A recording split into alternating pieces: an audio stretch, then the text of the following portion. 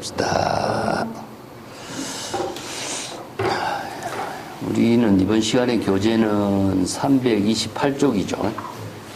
예. 소제목으로는 각과 불각의 동상과 이상.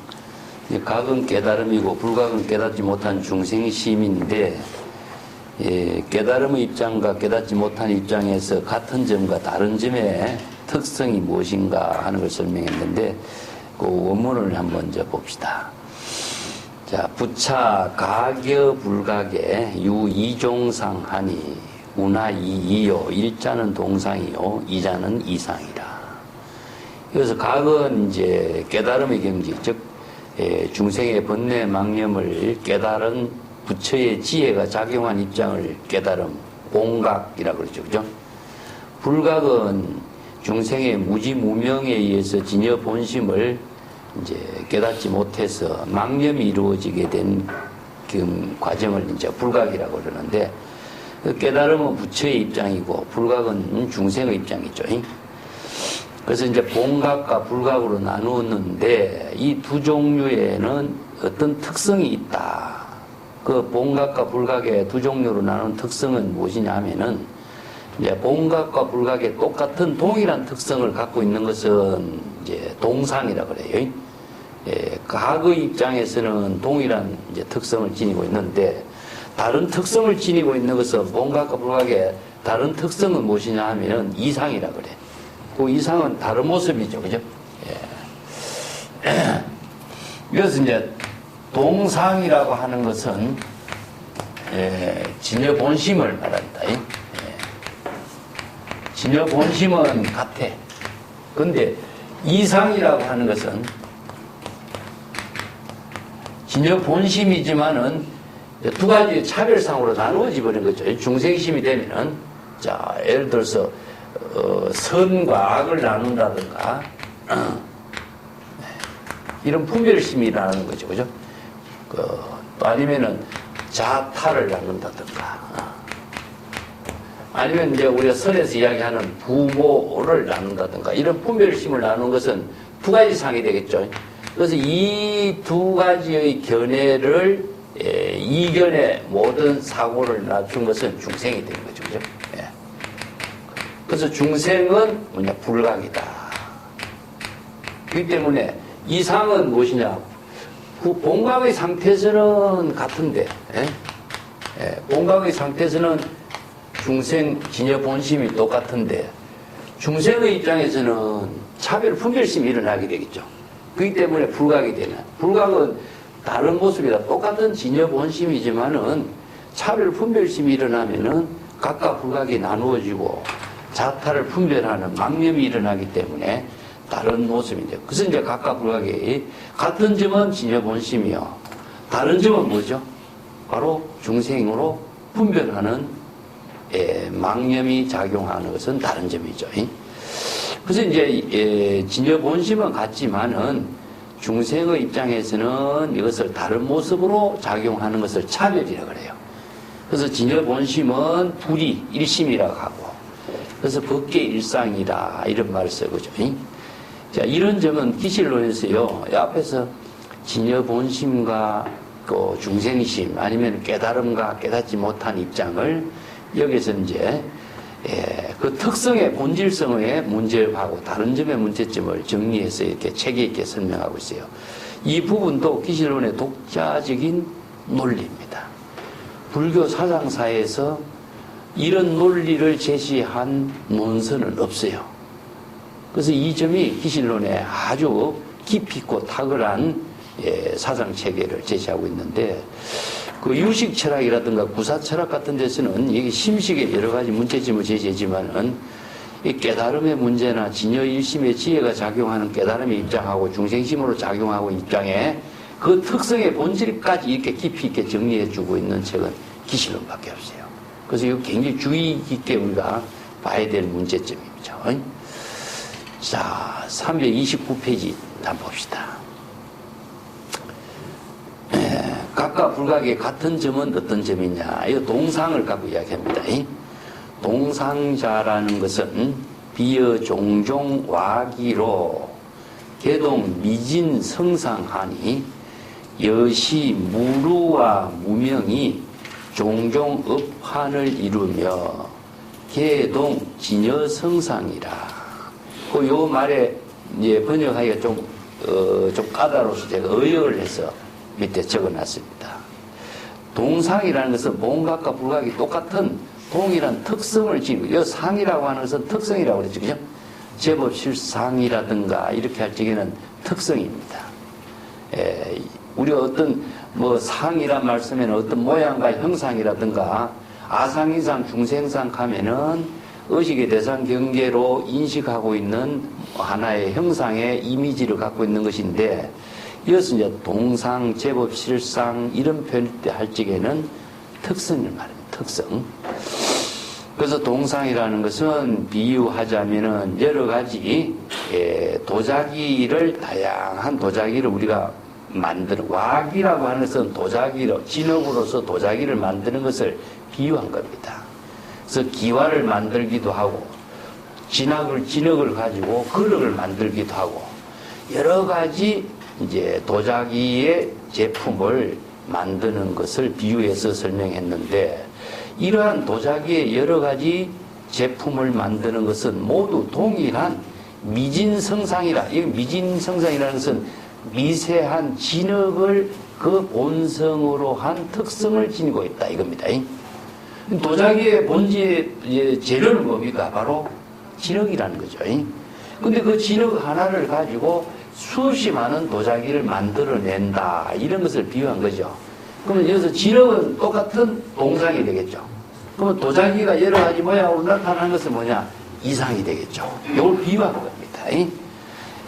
그래서 이제 진흙의 본성은, 진여 본성이 과거 입장에서는 진여 본성이 같은 것이고, 진흙으로 만든 여러 가지 도자기의 모양과 형태의 내용과 성격, 아니 용도에 따라서 다양한 도자기가 만들어지는 모습은 이상이 되겠죠.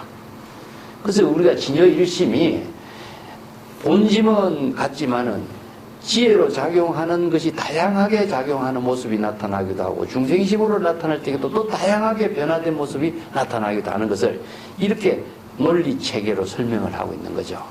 자, 그 밑에 여시 무루무명이 종종 업하니요 개동 진여 성상이라. 그래서 이와 같이 무룩하면은 진여 본성이죠, 그죠? 여기서 이제 진여 본성을 무루라고 합니다. 네. 그래서 이걸 무루라고 하는 것은 번뇌 망념이 물이 새지 않는다. 그래서 무루법이라 그래요, 진여법을. 그 다음에 이걸 또 다른 말로 무의라 그러죠, 그죠? 무의. 네. 무의법이라고 하고. 이것은 이제 조작이 없다고 해서 무조작이라든가 이런 말을 쓰죠. 그래서 이제 본래 그대로 이걸 번뇌 망념이 없는 상태다 해서 무념. 그래서 이런 진여 본심에 대해서 여러 가지 이제 경전에서 하고 있는 방편의 언어가 만들어집니다. 그래서 진여 본심은 번뇌 망념이 새는 일도 없고, 중생심의 조작과 자기도 없고, 번뇌 망념이 없기 때문에 항상 자성이 청정하죠. 이런 진여 본성은 깨달음을, 봉각을 중심으로 해서 일체 중생이 모두 본래 부족한 동질성을 지니고 있는 특성이 있다. 그래서 진여 본심은 동상이 되는 겁니다. 이걸 이제 무루라고 했고, 그런데 이러한 진여 본심이 진여의 청정한 진여 본심을 불신하고 깨닫지 못해서 생기는 것이 무엇이냐면은 중생의 무지, 무명이죠. 그래서 여기서 이제 무루는 바로 진여를 말하고, 요 무명은 중생이 진여 본심을 알지 못한 무지, 무명, 불각을 말해요. 자, 똑같이 여기서 이제 동질성은 무르고, 다른 점은 무엇이냐? 중생의 무지, 무명이다. 이렇게 해서 여러 가지 종종 다양한 업환을 이루게 되는 것인다. 이 업환이라고 하는 말이 이제 여기서 기시론에서 사용하고 있는 독자적인 언어인데, 중생이 여러 가지 무지무명에 의해서 번뇌망념에 여러 가지 업을 일으키게 되죠. 그 업인데, 그 업이 마음의 움직임의 작용을 업이라고 그랬죠. 그래서 번뇌망념의 움직임이 일어나는 모든 작용이 업이라. 그래서 여기서 중생의 무지무명은, 자, 진여를 알지 못하기 때문에 무지가 되고, 진여의 지혜를 깨닫지 못하기 때문에 무명이 돼요. 그래서 이제 무지무명하고 불각은 연결되어 있죠. 그죠? 그래서 중생이 진여를 알지 못한 무지와 무명에 의해서 불각으로서 여러 가지 업환을 만들어냈다. 업이라고 하는 것은 마음의 움직임이 일어나는 여러 가지 작용을 업이라고 그랬죠. 한마디로 말해서 다른 말로 하면 망념이 일어나는 겁니다. 일체의 망념이 일어남으로 해서 그 업이 만들어진데, 이 업은 생사윤회의 고통을 초래하고 해야 하는 인연이 되겠죠. 그죠? 그래서 업인데, 이걸 환이라고 붙여요. 이 환이라고 하는 것은 무엇이냐 하면은, 이제, 금강경의 이제 일체유의법은 여몽 환포용이라죠. 요 말을 업환으로 바꾼 거예요. 중생심이 마음속에서 부지 무명 불각에서 번뇌 망념이 일어나서 마음의 움직임이 일어나는 여러 가지 마음의 작용을, 번뇌 망념을 일체 유의법이라고 그랬죠. 그래서 유의법이 중생심으로 일으킨 번뇌 망념의 유의법이 업인데, 그 업이 실체가 있느냐? 이거는 뭐냐? 화나와 가까이 겁니다. 화나. 실체가 없다는 거죠. 그래서 이걸 업한이라는 말로 만들어놨어요. 그래서 요 말이 기실론의 독자적인 표현들이에요, 이게. 그래서 이제 경전에, 금강경에서 일체유의법이 여몽환포영이요. 아니면 경전에서 많은 망념들을 전부 다 환화, 실체가 없다라고 하는 건 환화로 비유했죠, 그죠? 이걸 뭐냐 하면은 그 허공에 있는 꽃으로 표현해. 공화. 허공에 꽃이 없는데, 중생은 뭡니까? 눈병이 든 사람은 허공에 꽃이 있는 것처럼 보이는 거죠. 그래서 화나와 같고 공화와 같다. 실체가 없는데 중생은 뭡니까? 실체가 있다고 착각하는 거죠. 이게 뭐냐? 자기에 미혹해서 자기의 의식의 대상으로 반영되어 나타나고 있는 망념의 세계를 실제한다고 집착하고 분별하고 착각하고 거기에 집착하면서 업을 일으키는 것이 중생이라는 거죠. 그래서 이제 일체유의법이 화나와 같다. 여몽환포영이다. 실체가 없다는 사실을 금강경에서 설하고 있는 거죠. 그래서 요 대성경전에서 설한 법문들을 업환이라고 하는 두 마디로 다 정리한 겁니다. 그래서 망념이 일어난 그 실체는 전부 다 실체가 없는데, 그 실체가 없다는 사실을 잘 깨달아 알아야 된다는 거죠. 그래서 종종 업환이라, 수없이 다양한 번뇌망념의 업을 짓는데, 그 업이 마음속에 나타나고 있는 업이 실체가 있는 것이 아니라 화나와 같은 업을 짓고 있다, 이거죠. 근데 중생은 그것이 화나와 같은 업이라는 사실을 몰라요. 왜냐? 무지무명 때문에 모르는 거죠. 그래서 이제 기실론에서는 진여 일심이 지혜로 작용하는 재불에 경지하고, 중생이 번뇌 망념으로 작용하는 업환의 세계를 앞에서는 우리가 3세 6초로 설명했죠. 그죠? 이건 3세 6초로 작용하는 중생의 세계고, 재불의 진여 일심의 지혜로 작용하는 재불의 세계고, 그래서 재불의 경지는 무의법으로 차별하는 법문을 설했죠. 중생은 뭡니까? 모든 업환의 망념으로서 자기의 업을 짓는 일을 자기 살림살이로 하고 있다, 이거죠. 그래서 이러한 사실을 중생의 세계하고 재불의 깨달음의 세계하고 차이가 어떻게 일어났는가, 이게 어떤 점이 다른 것인가. 앞에 3세 6초를 했는데 3세 6초가 번뇌 망념이 이러한 중생의 무지무명 불각에 의해서 이렇게 일어나는 사실의 내용을 정확하게 정리해 준 겁니다. 동상과 이상. 자, 같은 점과 다른 점. 재불의 경지와 중생의 경지. 깨달음과 깨닫지 못한 세계의 차이점이 무엇인가를 논리적으로 체계 있게 정리해주고 있는 것이죠. 자, 다시 한번 봅시다. 그렇기 때문에 모든 중생이 진여 일심의 지혜로 작용하는 진여 본심은 같지만은, 자, 재불은 깨달음의 경지를 이룬 무위법으로서 자기 본분사를 삼고, 중생은 진여 일심의 지혜를 알지 못한 무지무명으로 불각의 상태로서 여러 가지 화나와 같은 망상의 번뇌 망념을 일으켜서 자신의 업을 삼고 있다. 근데 이러한 화나와 같은 업장을 만드는 번뇌 망념도 모두 다 번뇌 망념 그 자체가 어떤 생명의 작용을 만들어내는 것이 아니라 진여 본성에 의거하고 있다는 특성을 지니고 있다. 뭡니까? 본심에 의거하고 있다는 거죠.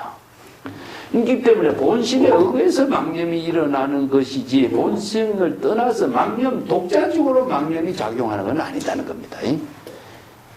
그래서 이제 불법에서 진여 본성의 특징과 중생심으로 작용하는 내용의 본질을 정확하게 판단하지 못하고 적법을 바른 지혜로 안목을 갖추지 못하면은 언어에 아니면은 망념이 실체가 있는 걸로 착각해 버린다 이거죠.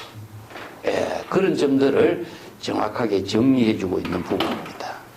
요게 뭐 기와를 도자기를 만드는 진흙의 비유를 가지고 설명했기 때문에 이런 부분들은 잘 이해가 됩니다만은 요게 무루와 무명이, 무루는 진여 본심이고 무명은 불각의 상태의 중생의 세계를 말합니다. 그래서 무명에 의해서 여러 가지 화나와 같이 실체가 없는 모든 번뇌 망념을 일으키지만은 이러한 중생의 번뇌 망념도 역시 진여 본성에 의거하고 있다는 특성은 똑같다라는 사실이다 이겁니다. 이건 우리가 앞에서 어떤 공부했느냐 하면은 중생이 번뇌 망념이 열애장에 의거하고 있다는 말과 같아요. 이 말을 다르게 깨달음과 불각의 상태에서 다시 재정리해 주는 거예요. 우리가 진여 본심에 의해서 무지무명에 의해서 망념이 일어나는 것이지 진여 본심이 없으면은 우리가 중생의 번뇌 망념이 어떻게 독자적으로 일어나겠느냐 하는 점이죠. 자, 331페이지에 업판이라고 하는 말을 조금 이해를 할 필요가 있어요. 무루라든가 무의라든가 이런 것은 뭐 경전에서 많이 우리가 봐서 알고 있는 용어지만은 이 업판이란 말은 기실론에 좀 독자성을 지닌 하나의 용어입니다. 그 331페이지 봅시다. 자, 업은 마음의 움직임에 의해서 업이 이루어진다. 요건 중생의 무지망념으로 신구의 삼업을 만드는 업장이죠. 그런데 화는 화나 환상, 몽환 같이 실체가 없는 공화와 같은 겁니다. 그것은 이제 몽환, 호영, 뭐 물거품이죠. 양념, 바지랑이, 거울에 나타나는 형상, 이런 비유로서 이제 실체가 없는 화나와 같이 실체 없는 번뇌 망념을 이제 비유해서 들고 있죠. 그래서 이걸 경전에서는 무자성이라든가 무실이라든가 이런 것을 공이라든가 이런 표현으로 썼는데, 유의법으로는 일으키는 모든 중생의 번뇌 망념의 망념은 화나와 같다는 말로 업판이에요. 그럼 업판의 내용은 뭘까요, 그러면? 업판이라든가 유의법이라든가 망념이라든가 내용은 뭐죠, 우리가? 자, 이런 점들이 이제 우리가 이런 말들을 많이 사용하고 있는데, 마음이 움직인다든가 망념이 일어났다든가 허공에 꽃이 나타났다든가 화나와 같다든가 이런 말들을 다 유의법으로 표현하고 있죠, 그죠? 예. 근데 이 구체적인 내용이 뭐냐는 거죠. 물론 망념이 중생의 무지무명과 중생심으로 일으킨 일들이에요. 이게 뭘까요? 중생심으로 일으킨 번뇌 망념의 내용은 뭐냐는 거죠. 착각도 그래, 망념이고, 불각도 뭐 화나도 전부 다 망념이고 화나고 공한데 이게 중생의 번뇌 망념으로 나타나고 있는 이런 모든 언어들의 내용은 구체적으로 뭐냐는 거죠. 이걸 우리가 중생심이라고도 이야기합니다. 중생심이라고도 이야기하고 망념이라고도 해야 되는데 망념의 모든 내용들은 뭡니까? 바로 언어입니다. 언어. 그렇기 때문에 망념의 내용이 뭐냐? 이 말은 아는데 구체적으로 내용을 모르니까 뜻을 모르는 거야. 막연한 거야. 그래서 내가 항상 이야기하지만은 이견의 분별심의 언어가 전부 다 망념입니다. 이것이 뭐냐? 자아의식으로 대상 경계를 분별하는 인식하고 분별하고 환상으로 의식으로 이미지로 나타나는 모든 사고가 언어라. 이걸 뭐라 그래서 명상이라 그러지. 그지? 경전에서는. 그 언어가 이름으로 나타나는 거라든가 언어가 형상으로 이미지로 나타난다든가 우리가 이미 인식하는 것은 전부 다 망념으로 인식하고 환화로 인식하고 허공의 꽃으로 인식하고 아니면 뭐 망상으로 나타나고 있는 이미지라든가 모든 게 전부 다 명상의 언어입니다. 그런데 명상이란 말은 썼지만은 명상의 언어란 말은 안 써요. 이 경전 공부에 어려운 점이 무엇이냐?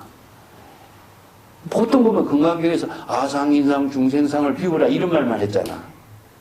그럼 아상의 내용이 무엇이고 인상의 내용이 무엇이고 법을 비우라. 망념의 대상 경계, 환상, 착각을 비우라. 착각의 내용이 무엇인가? 전부 다 언어입니다. 언어.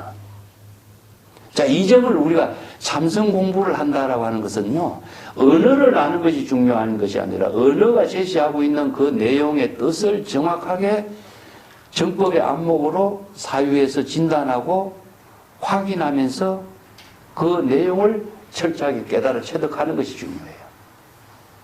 그러니까 애매하게 이런 말은 용어로서 많이 아는데 실제로는 무슨 뜻인지 모르는 거야. 그게 이제 지난 시간에 얘기했죠. 사유가 부족하다.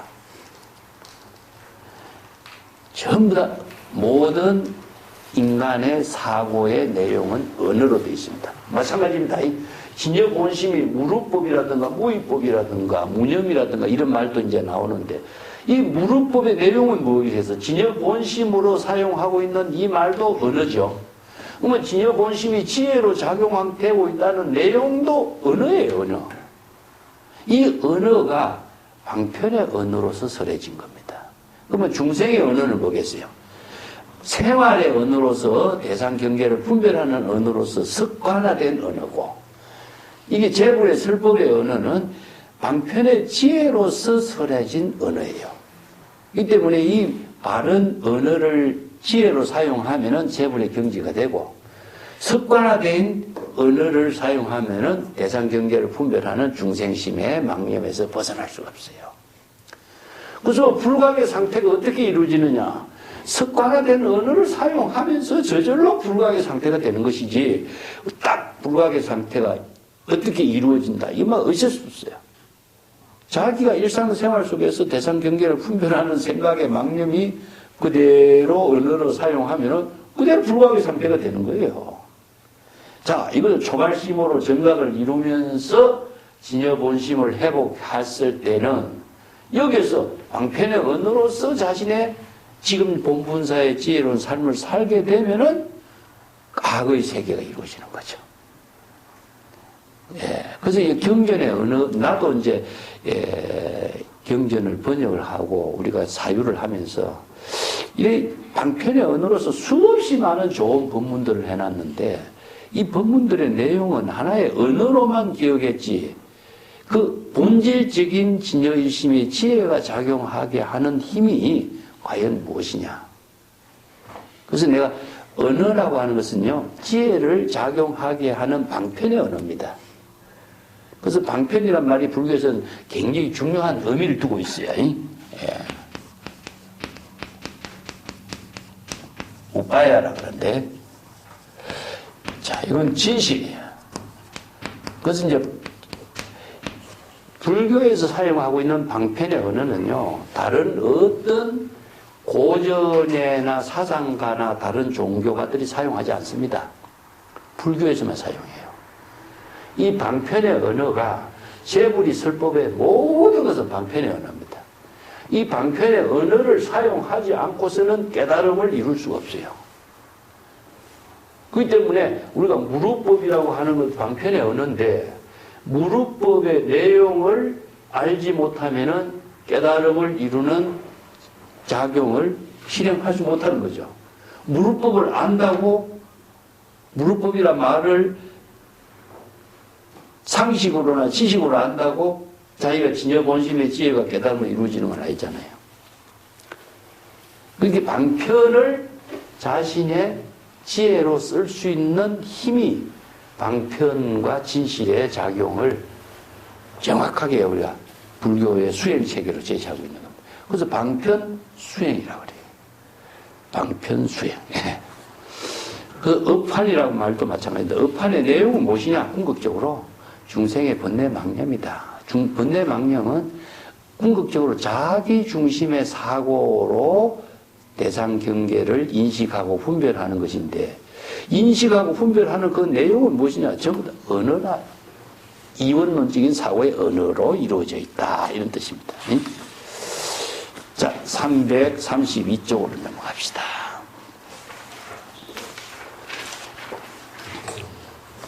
(332쪽의) 내용은 참 중요한 내용입니다.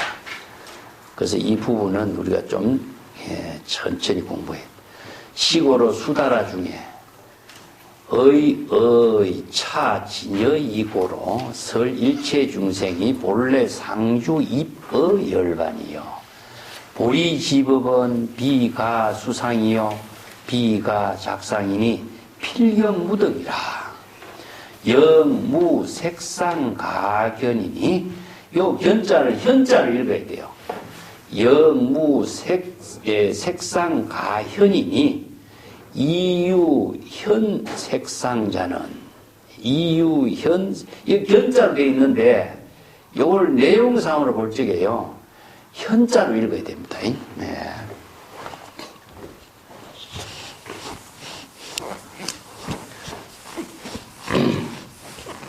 그 원래 한자로서 그 현자와 견자를 같이 씁니다. 네. 그 여기서는 내용상으로는 이 견자는 현자예요. 나타내다, 나타나다는 뜻이에요. 예, 그렇기 때문에 우리가 이제 선에서도 이게 현성공안이란 말 써요. 근데 이게 현자와 같습니다. 이게 견자와 현자를 현성공안에 같이 씁니다. 이걸 나타나고 있는 현 상태를 말하거든요. 이것도 나타나고 있는 현 상태를 말해요. 여기서 보다라고 이렇게 읽으면요, 이 문장이 맞지 않습니다. 이건 이제 견자로, 원문은 견자로 되어 있지만은, 읽을 때는 왜 현자로 읽어야 맞습니다. 영무 색상 가현이요. 이유현 색상자라. 유시 수염 업환 소작이요. 비시 지색이요. 불공지성이니 이 지상 무가현고라. 이렇게 여기에서 수다라 중에 가는 것은 경전이죠, 그죠? 요 대성 경전에서 설한 본문을 기신론에서 여기 전부 다 압축시켜 갖고 정리했어요. 굉장히 중요한 내용의 한 단입니다. 이 진여의 지혜가 작용하는 뜻에 의거해서 일체 중생들에게 본래 상주 입 열반의 경지에 상주한다는 사실의 법문을 설하고 있는 것이니 깨달음을 이루는 법, 보리의 법이죠. 발심 수행으로서 깨달음을 이루는 진여의 지혜가 작용하는 법은 이제 진여 일심이 지혜가 작용하는 그 법은 깨달음의 법입니다. 비가수상이요. 즉 수행을 통해서 만들어내진 특성이 아니요. 비가 작상이라 중생심으로 조작해서 만들어서 더러운 것을 깨끗하게 만드는 그런 조작된 작용을 통해서 만들어내는 일도 아니다. 진여라고 하는 것은요, 본래 청정이기 때문에 수행을 해서 진여를 청정하게 만든다든가, 진여를 조작해서 따듬어서 만들어서 이렇게 잘못된 것을 뜯어 고치고, 잘못된 것을 꿰매우고, 이렇게 해서 진여를 청정하게 하는 존재가 아니라는 사실입니다. 이건 다시 설명할게요. 그렇기 때문에 진여는 무덕이라 대상 경계를 통해서, 수행을 통해서, 깨달음을 통해서 얻을 수 있는 대상 경계의 존재가 아니라는 사실. 그래서 무소득, 무소유 이런 말 쓰죠. 요 구절까지 먼저 봅시다. 요 구절까지 중요해서. 여기서 진여이고로 이런 말이 나오죠. 진여법이 지혜로 작용하는 뜻에 대해서 내가 세 가지 설명했죠.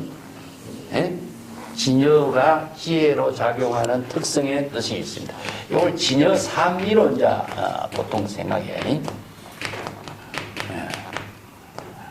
진여 삼미. 첫째는 뭐죠? 자성,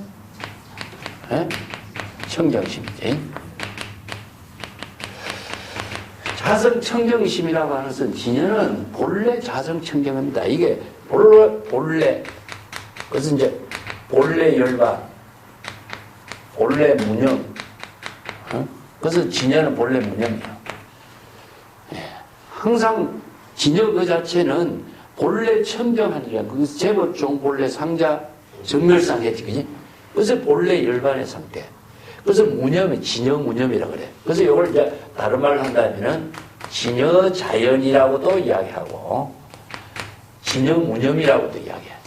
그래서 진여는 자성 청정심이라 본래 자성 청정한 입장으로서 이루어진 경지다.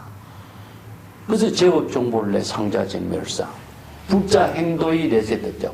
이런 진여 자성의 본래 청정한 경지를 본래로 되돌아가서 발심 수행해서 깨달음을 이루면은 바로 열반 깨달음 재불의 경지를 이룬다. 이렇게 나오죠. 그죠? 이게 바로 법화경이라든가 모든 대성경전에서 하고 있는 거예요. 그런데 두 번째는 무엇이냐? 진여 자성은 무자성이라 자기 자신을 자신이 컨트롤 할 수 있는 영혼 같은 실체가 없어요. 그래서 불수자성 수용이라 무자성이라 그래. 무자성이라.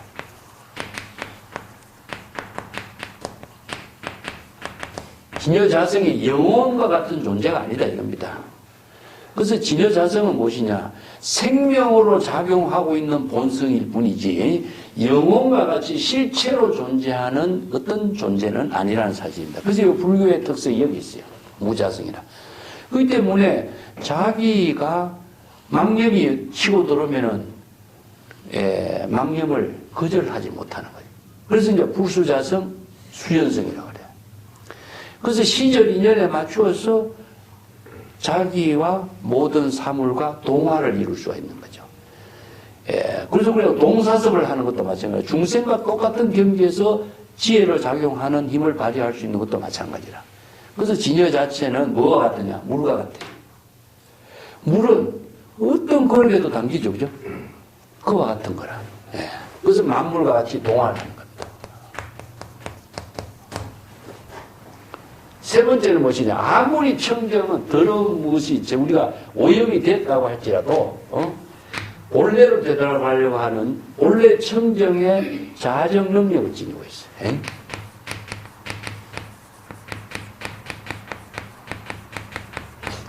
마치 무엇이냐? 우리가 상처가 났을 적에 상처가 저절로 아물어지지, 그지? 자정 능력이라. 물이 오염되었다고 해도 물이 흘러가면서 스스로 본래 청정함으로 되돌아가는 것. 이것을 자정 능력을 지니고 있는 것을 해조음이라고 그랬죠, 그지? 바닷물이 파도를 통해서 항상 청정하게 만들어가는 그 묘용의 작용을 말하고 있어요. 재불의 설법을 거기다 비유합니다. 그래서 이제 환원성이라 그래요, 이걸 환원성. 이걸 이제 우리가 불교 수행에서 이제 기가라든가 기명이라든가 이런 표현을 쓰는 것도 재불의 자정 능력에 의해서 재불의 본원을 이루게 됩니다. 그래서 불교의 수행이 재불의 본원으로, 환원성으로 자정 능력을 이루는 힘입니다. 이걸 이제 불교 수행책에서는 발심 수행이라든가 이렇게 표현해요. 이 세 가지가 보통 진여 자체가 지니고 있는 세 가지 뜻이다 이렇게 정리를 해. 이런 이제 설명 같은 것은 기실론에 있는 것은 아닌데 기실론 뒤에 가면은 진여 그 자체가 청정한 6가지로 공덕으로 작용하고 있는 내용을 설명을 하지만은 요런 세 가지로 정리하는 것은 이제 현수 법장선사가 그 기실론 그 의기 같은 데서 이걸 처음 이렇게 정리를 해 주었어. 그래서 우리가 이제 정말 진여의 세 가지 뜻으로서 우리가 진여의 뜻을 설명하는데 자주 설명해요. 여기서 진여의라고 한 말 나오죠. 자, 진여의는 이런 세 가지 진여 그 자체가 지혜로 작용하는 뜻을 구족하고 있어. 그렇기 때문에 일체 중생들의 본래 상주 이의 열반, 일체 중생이 본래 열반의 경지에서 항상 지혜로 작용하는 삶을 상주하고 있는 경지다. 그래서 상주라고 하는 말은요, 진여를 다른 말로 한다면은, 이제 불교에서 설한데, 진상이라든가, 진여라든가, 이런 여러 가지 이제 진여에 대한 용어를 많이 쓰죠. 그래서 오늘 다른 말로 한다면 열애라고 쓰고 여여라고 이렇게 쓰는데, 자, 진여와 열애의 관계가 어떤 차이냐면은 진상이라는 것은 항상 본래 그대로 해서 이걸 태양에다 둬요. 태양. 태양이 항상 밝은 빛을 발휘하고 있는 그 모습이지, 태양이 일시적으로 밝게 하고 일시적으로 빛을 발휘하지 않은 상태가 없잖아요.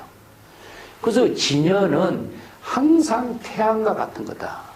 그래서 진여는 항상 청정하게 지혜로 찾아요. 그래서 이걸 불생불멸이라고, 불변이라고 하고, 여여부동이라고 이렇게 표현을 여러 가지로 해. 그리고 이걸 이제 신광불매라고, 신령스러운 지혜 광명이 신광불매라고 그래.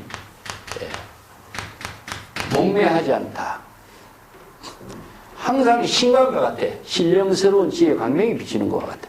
그렇기 때문에 열애라고 하는 상태는 뭡니까? ING나 내가 ING.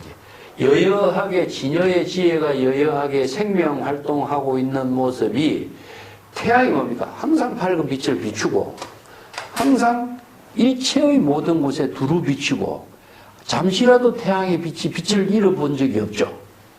그게 진상이라. 그렇기 때문에 여기서 상주 이의 열반이 항상 본래 그대로 여여하게 열반의 경지에서 상주하고 있는 상태라. 요걸 이제 진상이라고도 이제 불교에서나 뭐 선성들이 법문을 이렇게 하고 있습니다. 이걸 다른 말로 한다면은 진여 자연의 본질을 우리가 다른 말로 한다면은 법화경에서 이걸 제법 실상이라고 합니다.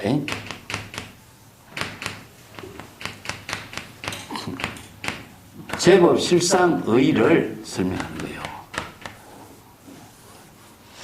일체의 모든 존재가 진실하게 자기 본성의 특성에 맞추어서 생명 활동하고 있는 그 사실을 말하고 있어요.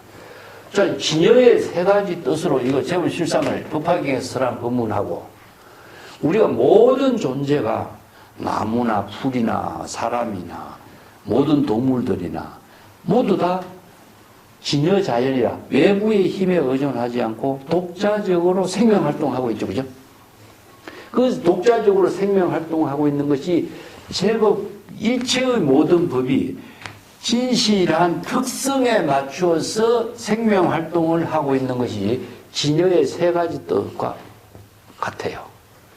그래서 진여는 외부의 힘에 의해서 작용하는 것이 아니라 그 진여 그 자체가 지니고 있는 본성의 작용에 의해서 생명 활동하고 있는 거예요. 그 세 가지의 본성의 작용을 청정심으로 이루어진 상태다. 그리고 무자성이다.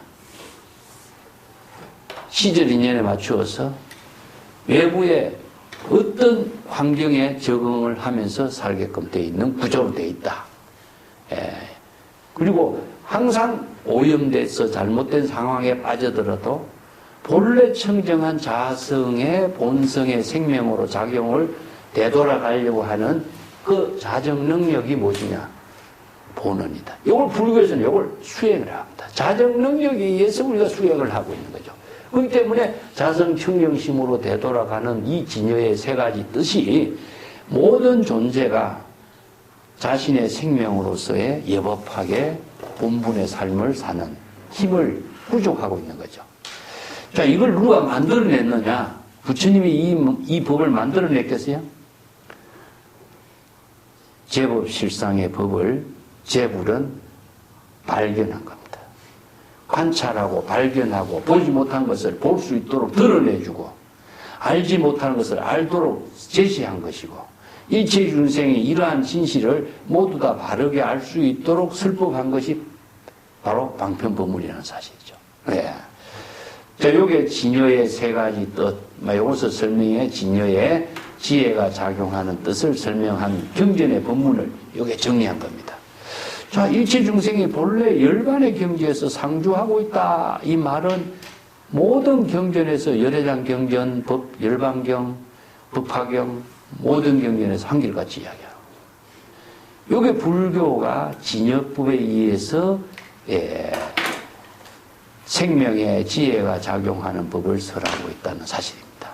자, 여기서 보리지법은 무엇이냐? 발심 수행하는 불법의 가르침입니다. 보리는 깨달음이죠, 그죠? 여기서 이제 각이란 말 썼는데 여기서 보리라고 한 말은 깨달음이 어떻게 이루어지는가? 발심 수행에 의해서 깨달음이 이루어지거든요. 그 발심 수행은 궁극적으로 어떻게 이루어지죠? 발보리심, 발안욕따라 삼욕 삼보리심, 발보리심이잖아. 그러면은 발심, 발보리심, 발안욕따라 삼욕 삼보리심은 중생의 번뇌 망념을 자각하는 발심 수행에 의해서 깨달음이 이루어지거든. 이게 자, 여기서 수행을 봅시다. 수행은 제가 뭘 써요? 바바나라 그랬죠, 그죠? 자, 어디로? 본래로 되돌아가는 겁니다. 본래로, 제불의 원력행에 의해서 본래로 되돌아가는 수행을 하는 것은 발심에 의해서죠. 이 발심은 자신이 지금 번뇌 망념으로 잠시 오염되어서 본래 청정한 지혜의 작용을 잃어버린 상태가 됐거든. 그래서 중생심이 된 거죠. 그래서 중생심에서는 업이 되니까 그래서 발심 수행을 해서 본래 청정한 진여 본심으로 자기의 본래 집으로 되돌아가는 원력을 실행하는 수행이 발보리심이죠. 자, 발보리심을 이루기 위해서는 망념을 볼 수 있고 진단할 수 있는 안목이 있어야 된다 그랬죠. 이게 이제 불지견 정법안장인데 그래서 본래로 되돌아가는 원력행을 수행의 뒷받침으로써 발심 수행하고 본래로 되돌아감으로 해서 스스로 망념을 소멸시키는 자정 능력을 이루게 되고 본래 자성 청정심을 회복할 수 있는 이런 진여의 지혜가 작용하는 힘을 설해놓은 것이 불법이잖아요. 그렇기 때문에 이 깨달음을 이루는 법, 보리의 집, 발심 수행에서 깨달음을 이루는 법은 궁극적으로 어떻게 이루어지느냐? 비가수상이요. 자, 이 진여 그 자체를 수리를 해서, 보수를 해서, 잘못된 것을 뜯어 곤쳐가면서 만들어서 이루어지는 모습이겠느냐, 이거죠. 그것이 아니다. 비가수상이다. 수리하고 보수해서 잘못된 것을 본래로 청정하게 만들어서 이루어지는 경지가 수행이 아니다는 겁니다. 수행의 본질은 뭐겠어요? 중생의 망념을 자각해서 본래 청정으로 되돌아가는 거잖아요. 그죠? 이게 본래 청정의 상태를 어떻게 수행을 해서 이것을 보수하고 수리하고 만들어서 조작해서 만들어낼 수 있는 것이냐? 아니죠. 두 번째는 뭡니까? 비가작상이라. 이것은 조작입니다. 조작. 여러 가지 외부의 힘을 가미해가지고 잘못된 것을 뜯어곤치고 어떤 물건이 잘못된 것을 뜯어곤치갖고 바르게 하나의 물건을 만드는 것과 같이 이런 형태로 이루어진 건 아니다. 본래 청정한 열반의 본성이기 때문에 그렇게 수행이라고 하는 것 자체가 뜯어곤치고 만들고 보수해서 이루어지는 수행은 아니라는 사실을 말해요. 그렇기 때문에 비가수상이요 비가작상이라. 이 부분을 뒤에 내가 좀 설명을 했는데 여러분들 그 335페이지 보시면은 이걸 마조의 어록에서는요 335페이지 중간에 보면은 진여본성은 본래 청정한 입장이기 때문에 수행 그 자체도 본래로 되돌아가는 수행을 보리심, 발심, 발안욕따라 삼약삼보리라고 하는 것이지 뜯어곤치는 게 아니다는 거죠. 이 때문에 마저오르게 도는 수행에서 이루는 것이 아니다. 다만 번뇌망념으로 오염시키지 말라. 그래서 임재록에는 유명한 말이 진여본성은 수행과 깨달음을 초월한 경지라고 무수무정을 말합니다. 무수무정. 자, 수행을 해서 만드는 수행 진여가 아니고 또 깨달음을 정득해서 완성시키는 깨달음도 아니다. 이게 바로 무수무정이라는 겁니다. 이 때문에 여기에서 불교에서 이야기하고 있는 수행에 내가 의미를 보겠어요. 본래로 되돌아가는 거죠. 자, 이 부분을 우리가 정확하게 알지 못하면은 수행의 본질이 무엇을 모르면은 바른 수행을 할 수가 없어요. 대기업 사람들이 수행이란 말은 수없이 쓰고 있는데 수행의 내용이 무엇인가를 모른다. 착각하고 있다. 자기 생각대로 수행을 하면은 이거는 수행이 아니라 또 다른 망념의 업을 만드는 일이지 수행은 될 수가 없어요. 중생심으로 수행은 이루어지지 않아. 그래서 이제 전부 다 발심이 불교에는 수행이기 때문에 이걸 보리심이라고 해요. 보리심. 그래서 이걸 발보리심. 우리 대성경전에서 전부 다 발안욕따라 삼약삼보리심. 전부 다 발심입니다. 수행은 본래로 되돌아가는 겁니다. 본래의 청정한 진여 본성을 회복하는 거예요. 그때 청정한 진여 본성을 수리를 하고 조작을 하고 만들고 뜯어곤치고 해서 이루어지는 세계도 아니고 그 다음 구절 필경무득이요. 진여 본성이라는 것은 대상 경계를 통해서 얻을 수 있는 것, 깨달음을 대상 경계를 통해서 얻을 수 있는 것. 자, 우리가 한 소식 한다, 깨달음을 얻는다 이런 말 쓰죠. 그것이 가능하겠어요? 얻을 수 있는 대상이 아니에요. 본래로 되돌아가는 것, 본성을 회복하는 것, 발심 수행을 통해서 시각에서 본각으로 되돌아가는 것이 수행이다. 이 때문에 무수무정, 수행과 깨달음이라고 하는 것을 대상으로 두는 것이 아니라는 겁니다. 이 때문에 이 불교 수행은 뭐라고 했냐? 도노란 말을 써요. 도노 연성. 자, 선에서는 이렇게 진여 본성을 도노하는 것으로 진여 본성을 깨달아 체득한다 이런 말. 견이라고 하는 것은 보다가 아니라 깨달아 체득하다는 뜻이에요. 그러니까 여기에서 발보리심이라고 하는 이 말의 구체적인 내용은 선에서는 도노견성이라고 해요. 그 도노는 무엇이냐? 이게 바로 보리심입니다. 보리심. 발심을 도노라 그래요. 자, 불교에서 수행과 깨달음은 그러면은 발심, 수행과 깨달음은 동시라 그랬죠. 그렇기 때문에 도노는 발심, 수행과 깨달음에 의해서 이루어진 것이 도노죠. 뭘 도노해죠? 망령을 자각하는 거죠. 그래서 발보리심을 선성들은 도노견성이라는 말을 씁니다. 자, 금강경, 법화경에서는, 화엄경에서 초발심이 정각이다 그랬죠? 똑같은 말이에요. 그래서 망념을 자각하는 것이 도는데 불지견이 필요하다는 거죠. 예. 불지련이 없으면은 자신이 바른 안목을 갖추지 못하기 때문에 도노를 이루지 못하는 것이다. 자, 요 구절이 너무나 중요해서 내가 지금 반복해서 설명해요. 이 대성경전에서 설한 진여법의 본질을 발심 수행에서 깨달음을 이루는 수행 체계를 이 한 두 구절로 정리를 다 한 거예요. 이것이 한 구절에서 참 기실로는 이런 점이 얼마나 압축해서 설명을 체계 있게 딱 정리해 주는 거 알 수 있어요. 이거 한번 봅시다.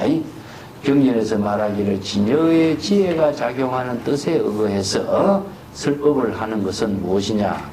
일체 중생이 모두 본래 상주 열반의 경지에 항상 상주하고 있다는 사실을 경전에서 설하고 있는 것인데, 그렇기 때문에 깨달음을 이루는 보리, 진여의 지혜를 깨달아 체득하는 법은 수행을 통해서 만들어내는 깨달음도 아니요, 작상, 조작된 잘못된 것을 뜯어 고치고 부족한 것을 채워 메꾸어서 조작으로서 만들어내는 상도 아니다. 진여를 어떻게 그렇게 만들겠어요? 진여는 본래 자성 청정한 경지인데. 그렇기 때문에 필경무득이요, 진여를 수행해서 대상 경계를 얻을 수 있는 대상 경계로서 체득하는 존재는 아니다는 사실이다. 이걸 모르면 우리가 불법 공부를 못한다는 거죠. 그 다음 구절. 영무색상 가현이요. 역시 진여 그 자체는 방편의 지혜로서 여러 가지 형색이나 어떤 모습을 나타내 보일 수는 없죠. 그렇지만 방편의 지혜로서 시절이냐에 따라서 중생들이 화신으로 여러 가지 형색과 모습으로 나타낼 수는 있는 것이다, 이겁니다. 자, 진여의 지혜를 어떻게 나타내느냐? 진여의 지혜가 형상으로 모양으로 진여 그 자체를 보일 수는 없어요. 그래서 재불이 진여의 지혜로운 세계를, 재불의 경지를 보여준다라고 하는 것은 말은 무엇이냐는 겁니다, 여기에서. 얼굴을 재불의 경지 모습 형상으로 나타내 보일 수 있겠느냐? 우리 경전에서 이 말을 어떻게 했냐면, 열애가 30 이상을 구족했다, 이런 말 쓰죠. 그래서 30 이상을 구족한 열애를 보통 중생은 화신으로 보고 부처님을 응신으로 보고 이렇게 보는데, 기신은 뒤에 가면 이제 부처의 삼신에 나와요. 자,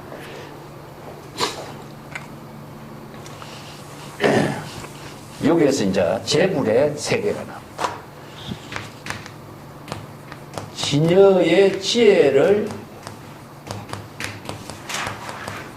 재불이라고 해요. 재불은 궁극적으로 어떤 상태를 말하냐 하면은, 재불로서의 어떤 형상과 모양을 갖춘 건 아니잖아요, 그죠? 그래서 재불열애나 재불세존은 같은 말입니다. 서가세존이란 말이 아니라 삼세재불이 똑같은 입장이에요. 재불열애나 재불세존은 진여의 지혜를 어떻게 하느냐? 설법하는 거예요, 설법. 아까도 이야기했지만은, 자, 방편 법문을 설법을 해서 사람들에게 정법을 계시하는 것이 무엇이냐?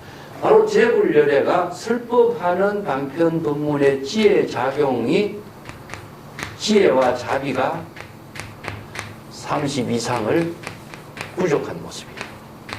그래서 지혜와 자비로 재불열애는 장음한다, 그런 겁니다. 모양으로서 재불열애의 모습을 보여주는 것도 아니죠. 그래서 우리가 경전의 법문이 30 이상으로 장음됐다. 그래서 적심시불에, 이 부처의 지혜로, 부처의 지혜, 진여일심의 지혜로서 설법하는 그 경지가 30 이상이 부족된 경지라고 그러고, 정토 재불의 모든 세계가 장음된 세계라고 이야기해요. 그래서 30 이상으로 장음된 세계라고 하는 말은 형상으로 보이는 세계냐? 모양으로 보이는 세계냐? 그러면 지혜와 자비가 모양과 형상으로 보이느냐? 부처의 모습이 형상과 모양으로 보이는 것이 아니거든요. 그렇기 때문에 우리가 건강기에도 야기색견나 이엄성부 해놨잖아. 형상과 모양으로서 부처 열애를 칭견할 수 있느냐? 없다 그랬죠.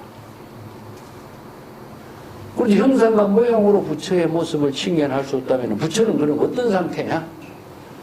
진여의 지혜로 설법하는 재불열애는 설법 그 자체가, 지혜로 설법하는 그 자체가 바로 지혜와 자비의 작용입니다. 진여의 지혜가 작용하는 모습이죠. 이게 지혜와 자비를 이루는 공덕의 설법에 의해서 이루어지는 겁니다. 그래서 공덕으로 장엄되었다. 공덕으로 장엄된 지혜와 자비를 재불의 32상이라고 표현하는 거예요. 자, 이 부분이 뒤에 가면 이제 재불의 그 법신보신 화신의 이야기가 나오지만은 무색상가연이요. 어떤 형색으로서 나타낼 수 있는 세계는 아니라 부처의 세계는, 깨달음의 세계, 진여의 세계는. 예. 그렇지만 현색상이라고.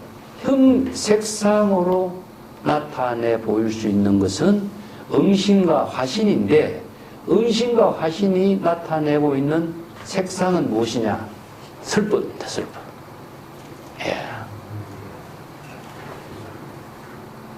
설법을 가지고 응신이다, 화신이다. 그게 뭐, 부처님이 이제 중생의 근기에 따라서 방편법문으로 설법했다라고 하는 것은 중생의 병을 진단하는 거죠, 그죠?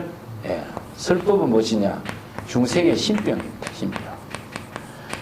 중생의 신병을 치료해주는 설법을 했을 적에 그 중생의 입장에서는 바로 부처가 응신으로 화신으로 나툰 모습으로 이야기하는 거죠. 그래서 이제 응신과 화신이라는 것은 재불이 진여의 지혜를 설법으로서 맞춤 법문을 하는 거예요. 이 비유가 뭡니까? 경전에서는 부처님은 훌륭한 의사와 같다 그런 거죠. 이게 중생의 병에 맞추어서, 중생의 병은 무엇이냐? 중생의 번뇌망령으로 업을 짓는 병이니까 이 업에 짓는 병을 방편 지혜의 설법으로 이 병을 치료해 주는 것이 불법의 가르침이죠.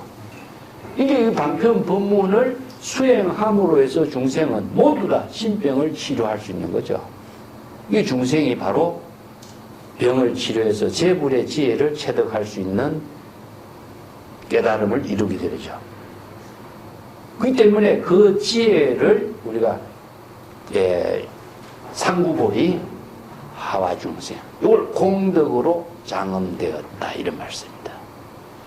여기 보세요. 부처의 모습과 형상으로서 나타내 보일 수 있는 경지는 아니라 진여의 지혜가 작용하는데 어떻게 형상으로 모양으로 나타내 보일 수가 있어? 자, 여기에서 형상과 모양으로 나타내 보인다라고 하는 것은 설법인 겁니다. 설법. 이게 어떤 설법이냐? 응신과 화신으로서 설법한 것인데 그것은 중생의 신병에 맞추어서 설법한 것을 말한 것이다, 이겁니다.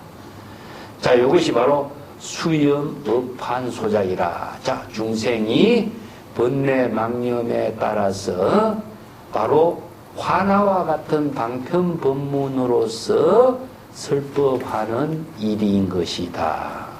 그렇지만은 방편의 지혜로 제시하고 있는 색신인 것이지 불공지성이요, 불변의 어떤 본성이 실체로 존재하고 있는 것은 아니라는 사실이다, 이겁니다.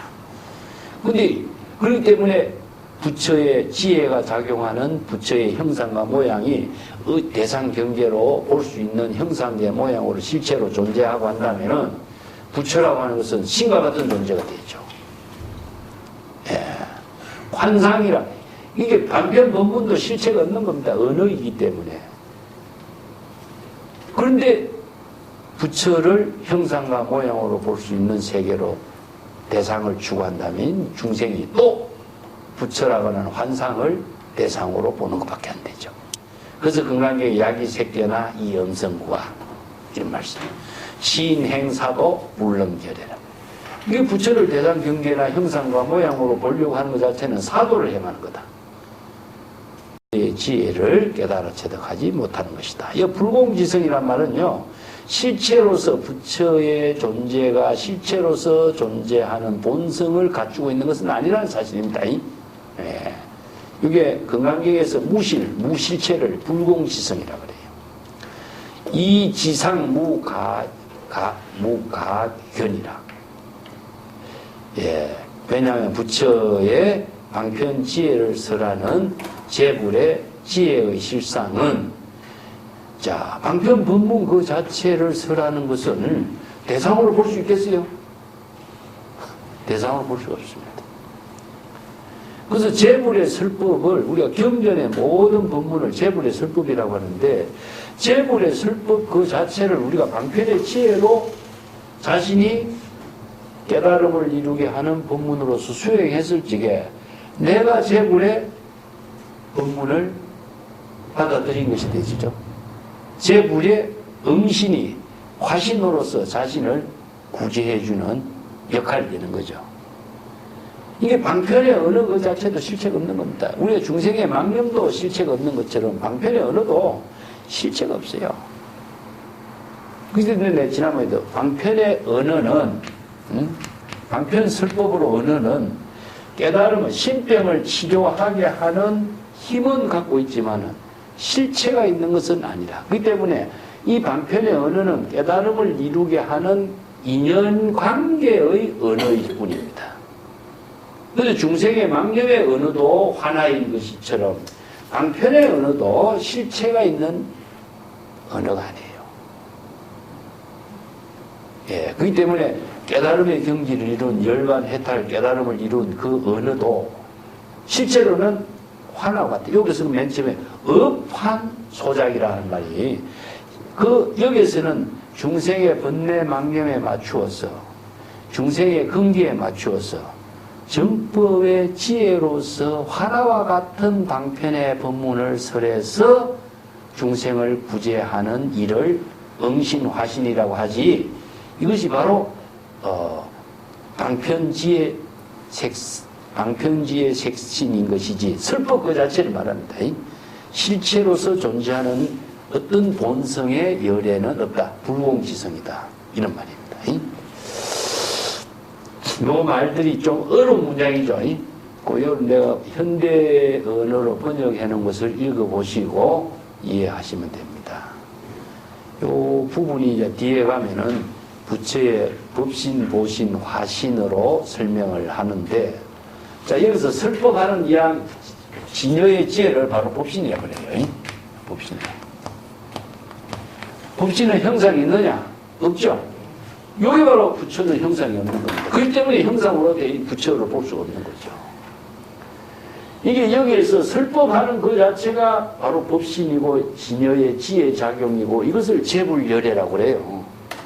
그래서 제불세존이 설법한 것은 진여의 지혜로 설법한 것이며, 그것이 바로 법신의 묘용인 것이에요. 그런데 그 법신의 묘용을 대상 경계로 볼 수 있겠느냐? 없죠. 이것은 바로 열애. 자, 진여 법신의 지혜를 다른 말로 한다면은 열애라고 합니다. 열애. 그 약이 새끼는 열애를 대상으로, 모양으로, 형상으로 볼 수 있느냐? 볼 수 없죠. 예. 그래서 제불열애는 중생의 근기에 맞춰서 화나와 같이 실체가 없는 방편의 언어로서 중생을 구제하는 일을 하는 것을 바로 응신, 화신이라고 이야기하는 것이다. 이겁니다. 그 부처의 형색과 모양으로서 실체 있는 본성의 작용으로서 존재하고 있는 부처의 모습은 있을 수가 없는 것이다. 방편지혜를 설하는 제불의 입장을 의식의 대상 경계로 볼 수가 없는 것이다. 그래서 금강경의 요 구절이라든가 이런 말을 여기서 정리한 거라고 이해할 수가 있습니다. 우리가 참선 수행을 하면서도 이런 구절은 정확하게 알아야 정법으로 수행하는 그 법문을 우리가 배울 수가 있습니다. 내가 이 부분을 설명을 336페이지에 조금 설명해 놨거든요. 자, 336페이지 밑에 내가 그 해설한 부분을 좀 보겠습니다.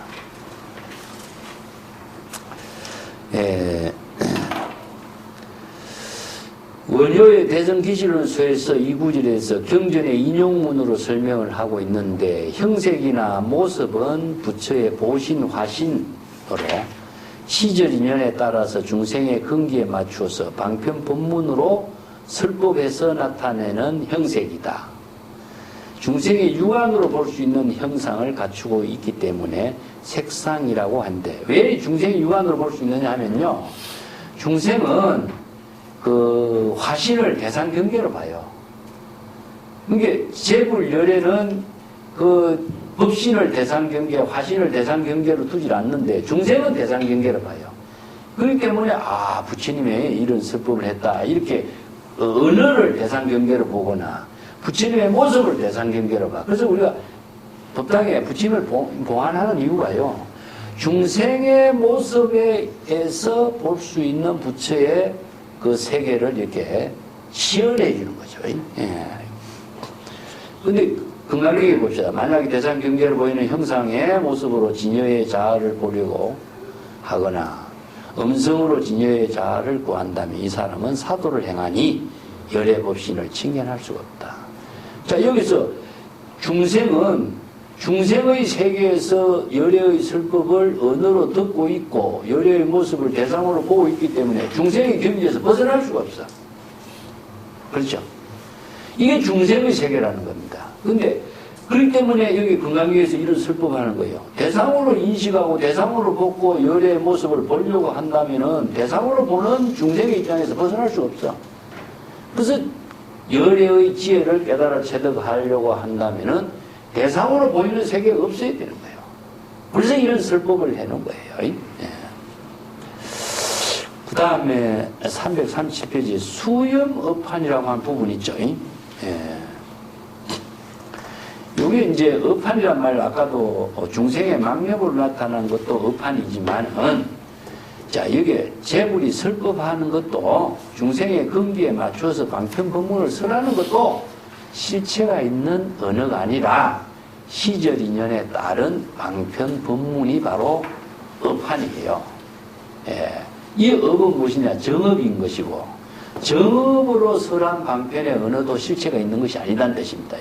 이런 표현으로서 이제 업판이란 말을 씁니다. 그리고 실체가 없기 때문에 재불의 설법이 자취나 흔적이 남기지 않는 거예요. 예, 이런 점들을 같이 이해하면 됩니다. 그 338쪽에 한번 볼까요? 예, 비시지세계의 불공지성이요. 이 말도 지어 본성의 본각지혜가 작용하는 입장인데, 부처의 방편지혜를 화신과 보신으로 나타내는 지혜작용, 부처에서 고정된 모양, 모습과 형상이 지혜가 작용하는 본성의 실체로 존재하는 것이 아니라는 사실이다. 이 불공지성이라는 것은 본성의 실체가 없다는 사실을 건강기에서 이야기하고 있는 무실체라는 말과 같습니다. 이 때문에 방편 법문으로 설하고 있는 재불의 설법이 재불의 경지고 화신이고 보신인데, 그것이 실체로서의 부처의 어떤 모습과 형상이 존재하는 것은 아니라는 점이죠. 이걸 잘못 이해하면은 실체가 있는 것으로 보기 때문에 또 부처라고 하는 형상의 대상 경계에 집착돼 버리는 이런 오류가 생길 수가 있죠. 이런 점들을 잘 이제 이해할 수 있도록 이렇게 정리해 주었다고 볼 수가 있습니다.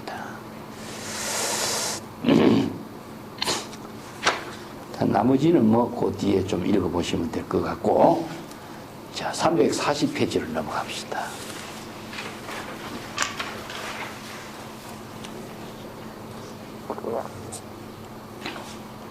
여기에서는 유명한 두 구절이 있어요. 각각 불각의 다른 점을 정리하고 있는 부분인데, 이상의 입장에서 정리를 하고 있습니다. 여기서 이상은 다른 모습이죠. 깨달음과 불각의 다른 모습으로 특성을 설명하고 있는 부분인데, 이상자는 여종종 와기로 각각 부동하니 여시 무루무명이 수염한 차별하고 성염한 차별고라. 이렇게 수염한 차별하고 성염한 차별고라, 이 두 가지 말로서 정리를 해놨어요. 이 말이 상당히 어려운 용어로 정리가 되어 있는데, 염한, 업한 이런 말이 나오죠, 그죠? 예. 여기서 이제 다른 이제 깨달음과 불각의 다른 특성이 무엇이냐 하면은, 앞에도 진흙으로 여러 가지 거럭의 다양한 거럭을 만드는 것을 갖고 비유해 설명했는데, 여기도 마찬가지입니다. 예를 들면은 진흙으로 여러 가지 기와나 여러 가지 도자기 거럭을 다양하게 만들어서 형색과 색깔이 다른 것처럼 제시하는 것은 같지 않는 것을 여기서 이상으로 표현했습니다. 이와 같이 무루는 진여 본성입니다. 그렇지만 무명은 뭐죠? 중생의 무명이죠. 그죠? 여기서 진여 본성이 무루와 무의로 작용하는 것과 진여 본성을 알지 못한 중생이 무지, 무명, 불각으로 작용하는데 두 가지 차별점을 정리해 볼 수가 있다. 그것은 무엇이냐? 앞에 첫 번째, 수염한 차별이요. 수염한 차별은 진여가 지혜로 작용하는 무루법의 입장에서 중생의 번뇌 망념에 오염된 경지에 맞추어서, 여기서 염환을 앞에는 업환이라고 그랬거든요. 여기는 염환이라고 바꿨어요. 중생의 번뇌 망념에 오염된 중생들에게 방편 법문을 제시해서, 방편 법문이 어떤 법문이냐? 실체가 없는 방편 법문이죠. 이걸 염환이라고 그래요. 실체가 없는 임시 방편 법문을 다양하게 설법을 하는 것을 수염한 차별의 진여의 지혜의 법문인 것이요. 성염한 차별이라고 하는 것은 중생이 무지, 무명, 번뇌, 망념에 의해 가지고 중생의 본성이 번뇌, 망념과 화나와 같은 다양한 차별, 분별심을 일으켜서 분별심과 차별심과 본성을 잃어버리고 착각에 빠져서 대상 경계를 분별하고 인식하는 차별상에 떨어진 것을 말한다. 여기서 수염한 차별, 그 다음에 성염한 차별, 이렇게 표현합니다. 이런 언어들이 조금 어려운 언어들이죠, 그죠? 그래서 이런 것으로 이제 체계 있게 정리를 하다 보니까 이런 어려운 언어를 써놨어요. 정리를 하겠습니다. 진여의 지혜가 작용하는 열에는 무루법입니다. 무루. 번뇌 망념이 없는 거죠. 번뇌 망념이 물이 새지 않다. 이게 무입니다. 진여의 지혜가 작용하는 무루무의 경지에서는 재불이 되죠. 재불열애가 되어서, 재불열애의 경지는, 재불열애의 경지라고 하는 것은 궁극적으로 어떤 경지냐? 바로 설법하는 겁니다. 설법. 우리가 설법을 하는 입장에서 재불열애가 돼요. 설법을 할 때 무루의 진여의 지혜가 자기 본분사로 작용해요. 그래서 이걸 무루의 진여의 지혜가 본분사로 작용하는 것을 재불열애의 일대사라고 그래요. 자, 일대사가 작용하는 것은 무엇이냐? 설법할 때예요. 설법할 때. 그 설법이 어떻게 설법하냐? 수염한 차별이다.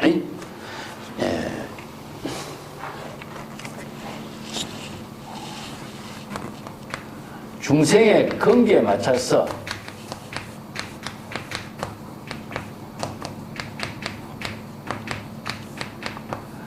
자, 요게 뭐냐면은 중생의 근기에 맞춰서, 염이라고 하는 것은 중생의 근기에 맞춰서 환화와 같은 방편 법문을, 차별은 뭐냐? 방편 법문입니다. 하나와 같은 실체가 없는 건 임시방편이니까 이게 가명이라 그래. 가명. 임시방편을 다양한 중생의 근기, 병에, 중생의 신병에 맞추어서 다양한 방편 법문을 설하는 것을 수염한 차별이라 그래. 금강경에서 이걸 뭐라 그러죠? 일체 현성이, 예? 자, 일체 현성은 무의법으로 이유차별이요. 이렇게 표현하죠. 그죠? 자, 같은 말입니다. 무의법으로 차별한다. 자, 무의법이 뭡니까? 이거 바로. 무의법. 진여의 지혜를 부족해서 진여의 지혜로 재불열애는 설법을 하는데 어떻게 설법하느냐? 중생의 근기에 맞추어서 방편 법문이 실체가 있느냐? 화나 임시 방편 법문이니까 병에 맞추어서 치료하는 임시 방편 법문이라. 그래서 방편 법문을 다양하게, 이 차별이라는 것은요, 중생의 근기에 맞춰서 병에 맞추어서 다양한 방편 법문을 써요. 이게 이제 방편 법문의 내용이 무궁무진하게 다양하다. 그래서 방차별이라고 하면서 84,000이에요. 84,000의 방편 법문을 다양하게 중생의 근기와 병에 맞추어서 설법을 하고 있는 것이다. 이게 수염한 차별이다 이겁니다. 그래서 이제 깨달음의 경지에서 이루어지고 있는 일을 수염한 차별이라고 설명해요. 그래서 깨달음이라고 하는 상태가 어떤 상태냐? 그러면은 깨달음의 상태를 우리가 어떻게 정의할 수 있을까? 응? 자, 봅시다. 깨달음이라고 하는 것은 궁극적으로 진여의 지혜, 번뇌 망념을 자각한 진여의 지혜가 무루법의 입장에서 재불열애의 일대사, 시절인연의 일대사로서 지금 중생의 망념을 치료하는 설법이 깨달음이다. 그죠? 우리가 깨달음이라는 말을 환상적으로 깨달음이라는 말을 수없이 쓰고 있는데 깨달음의 내용이 무엇이냐? 이렇게 말한다면 구체적으로 어떻게 이야기할 수 있을까? 우리가 번뇌 방념을 깨닫는다. 그 깨달음을 두 가지로 설명해요. 내용적으로 본다면 수행을 갖고 수행을 두 가지로 설명하는데 수행과 깨달음은 동시거든. 하나는 이제 신심 수행, 본성을 깨닫는 수행하고 망념을 자각하는 거죠. 그 다음에 방편 수행. 그러면 망념을 깨닫는 것은 선정이라. 방편 수행은 뭐죠? 관이라. 자, 이걸 다른 말로 한다면 정해.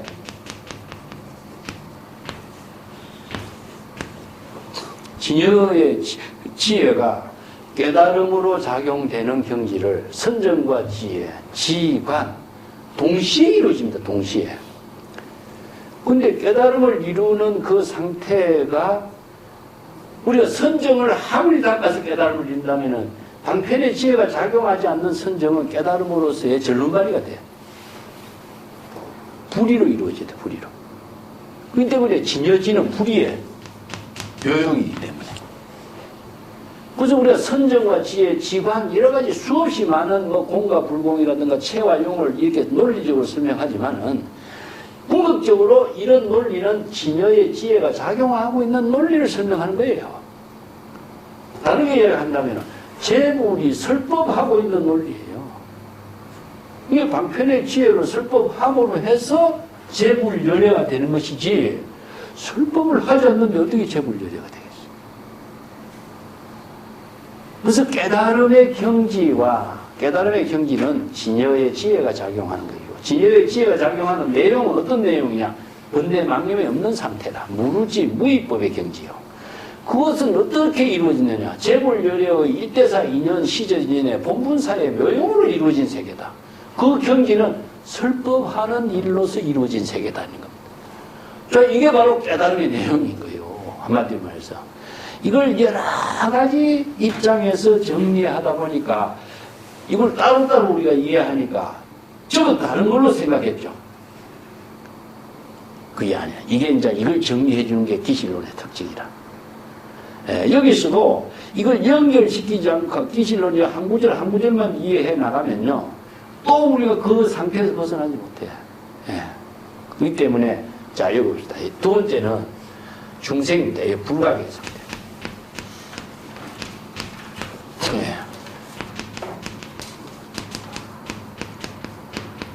불가의 상태의 중생심은 자의식이죠. 그죠? 이게 자의식으로 대상 경계를 심, 법의 상태, 대상 경계를 분별해.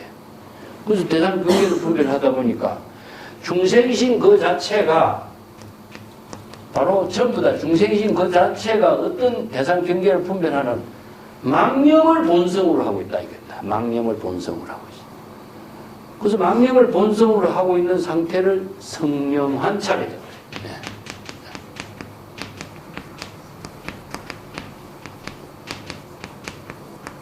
그래서 차별이라는 말을 똑같이 씁니다. 근데 망념을 본성으로 하다 보니까 화나와 같은 번뇌 망념이 수없이 많은 차별 분별심을 일으키게 된다. 이것도 차별이고 이것도 차별인데 이거는 차별이 방편의 지혜입니다. 방편 법문으로서라는 중생의 신병에 맞추어서 방편 법문으로서라는 차별의 방편 지혜고 요게 차별은 분별심이라. 차별 분별심으로서 업을 짓는 차별인 겁니다. 그래서 똑같은 언어를 사용하지만은 중생의 무지무명으로 이루어지고 있는 차별의 세계와 방편의 지혜로 작용하는 차별의 세계를 이게 체계 있게 딱 정리해. 금강경에서 무의법으로 차별한다 이 말하고 중생의 차별 분별심으로 작용하고 있는 차별하고 자 여기에서 진여 본심이 차별이 아니라 중생심의 본성이 차별로 이루어지는 거고 진여 본성이 지혜로 작용하는 방편의 지혜로 작용하는 차별하고 내용이 다르죠, 그죠? 이게 각과 불각의 다른 점입니다. 다른 점. 똑같이 진여의 지혜, 진여 본성을 근본으로 하지만은 여기서는 무지무명이 진여 자기 중생심의 본성이 되어버렸어. 그래서 여기에서는 성념한 차별 이런 용어를 씁니다. 이게 요 말이요 수념한 차별하고 성념한 차별의 내용이 조금 이해하기 좀 어려운 언어로 되어 있어요. 그래서 요걸 정리해 보면은 이해가 됩니다. 자, 위에 구절을 잘 이해하면은 우리가 많은 그 경전에서 설하고 있는 구절들이나 내용들을 깨달음과 불가, 깨달음, 뭐 부처, 열애, 뭐 일대사 여러 가지 이야기를 하고 있는데 설법을 할 때만 이루어집니다. 설법을 할 때 재불이 돼요. 그 설법은 언제게요? 누구에게 설법하죠? 그러면 자신에게 하지만은 그것이 일체 중생에게 하는 것이 돼요. 이 때문에 항상 대상을 두고 설법하는 것이 아니라 자기 자성 중생 서원도라. 이게 자신의 번뇌 망념에 설법을 하는 것이 자신이 부처의 본분사를 실행하는 거예요. 부처가 남을 위해서 누구 때문에 누구에게 이렇게 한다는 것은 부처가 아닌 것이 돼. 대상이 돼버려. 그래서 이걸 부처의 경지는 진여지라고 하는 이 한마디는 어떤 의미를 두고 있냐 하면은 진여삼매를 말합니다. 진여삼매는 일행삼매와 같이 대상이 없어요. 이걸 그저 일대사 본분사하는 이유가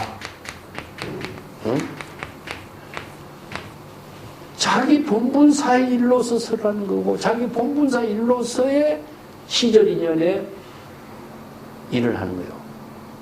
그래서 천수경에 자성중생 서원도 자성번뇌 서원단 자 자성번뇌를 제도하는 겁니다.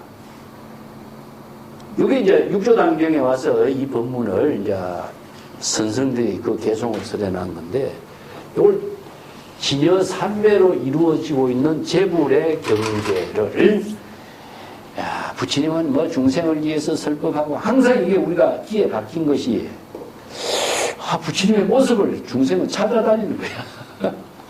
어디에 부처님이 출연한 것이 아닌가, 부처님이 계시는 거 아닌가, 이게 헤매고 찾아다니다 보니까 중생은 평생 헤매다가 마는 거야. 그 불법이 진여법이라고 하는 사실을 그렇게 설해놔도, 그거는 뭐 경전에서 하는 말이고, 우리가 지금 요구하고 있는 것은 무엇이냐? 대상을 찾는 일이 더 급하거든. 이게 중생의 허망된 환상 속에 헤매고 있는 모습이다. 이겁니다. 그래서 이런 점들을 그 정확하게 정법의 불법을 바른 지혜로 깨달아 수행할 수 있는 법을 설해놓은 것이라고 이해하시면 돼요. 여기에 수염한 차별과 성렴한 차별에 대해서는 내가 이게 조금 이해하기 어렵기 때문에 설명을 좀 붙여놨는데, 이것은 칠판에 이야기한 것, 설명한 것으로도 충분히 이해가 됐으리라고 믿고, 나머지는 교재에 좀 다른 자료를 제시해서 이해할 수 있도록 해놓은 것은 읽어보시는 것이 좋겠습니다. 조금 진도를 나갔죠.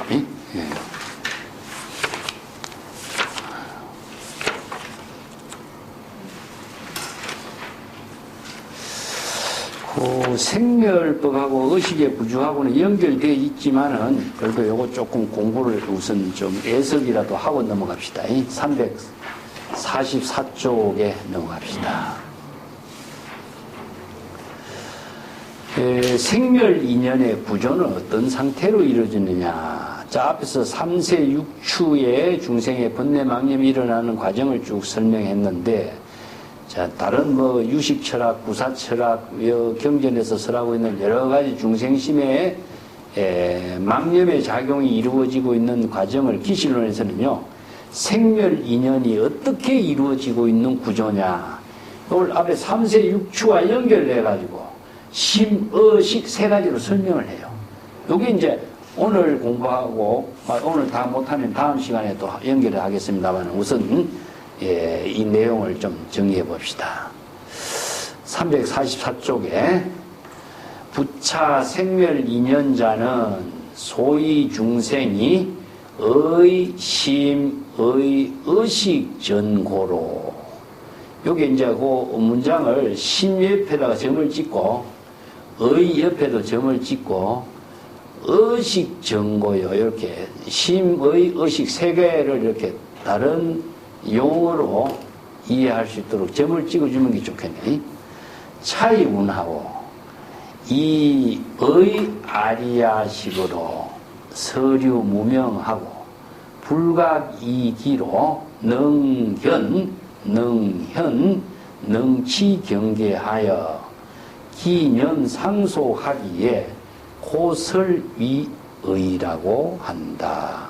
이건 이제 심의, 의식 세 가지 중생심으로 작용되고 있는 이 생멸 인연의 구조 체계를 여기서 개발적으로, 총괄적으로 설명하고 있습니다. 자, 생멸 인연이 어떻게 이루어지냐. 여기서 생멸 인연은 생멸심, 생사심을 말합니다. 중생이 불각의 상태에서 생멸심이 어떻게 이루어지고 있는가, 이걸 설명하는 겁니다. 이거 이제 좀 지우고.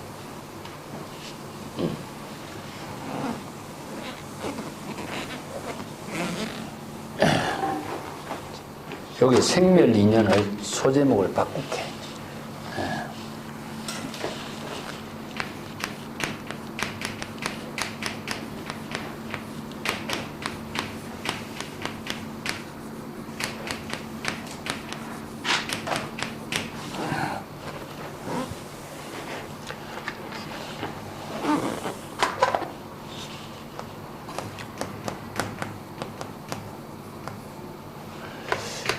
여기서부터 해봅시다.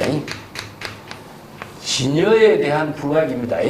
진여를, 불각이 이루어진 것은 진여에 대한 무지무명에 의한 불각이다. 내가 자주 이야기했지만은, 진여를 부족하고 있다는 사실을 알지 못한 무지무명. 그래서 불각은 뭐냐? 중생심이 돼버려요.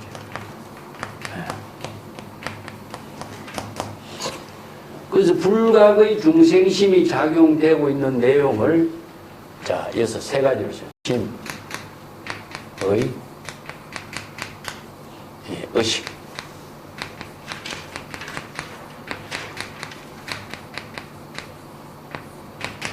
세 가지로 씁니다. 그래서 여기에 이제 불각의 상태에서 이루어지는 중생심이기 때문에 중생심은 우리가 마음작용, 이런 마음이란 말 많이 쓰죠, 그죠? 이것은 자기 마음대로, 자아의식대로, 자기의 주관적인 그 마음작용을 이렇게, 자기 마음대로 하는 것은 무엇이냐? 진여의 지혜로 이루어진 마음작용이 아니라, 불각의 중생심 마음대로 이런 뜻이거든요. 예. 그래서 이제, 생멸 인연인데, 여기서 생멸이라고 하는 것을 다른 말로 한다면은, 생사,